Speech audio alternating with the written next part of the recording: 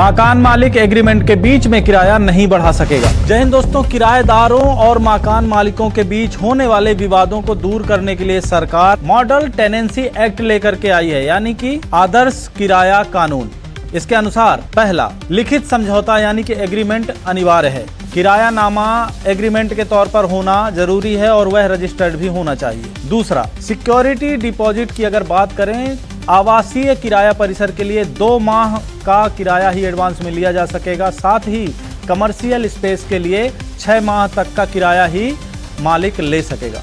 तीसरा, बिना बताए घर में प्रवेश नहीं। मकान मालिक कभी भी आकर किराएदार को डिस्टर्ब करे, ऐसा उचित नहीं है। इसलिए यदि मालिक को अपनी प्रॉपर्टी में आना है तो उसे 24 घंटे पहले नोटिस देना होगा, या कॉल करके या मोबाइल पर मैसेज करके बताना होगा, तभी वह आवासीय परिसर में आ सकता है। चौथा, घर का रख रखाव।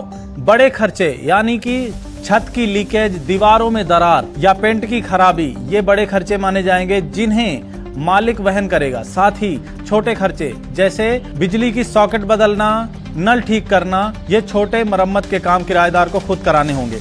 पांचवा, किराया बढ़ाना। मकान मालिक एग्रीमेंट के बीच में किराया नहीं बढ़ा सकेगा। यदि मकान मालिक को किराया बढ़ाने की आवश्यकता हुई तो वह कम से कम 3 महीने पहले इस बात की किराएदार को नोटिस देगा।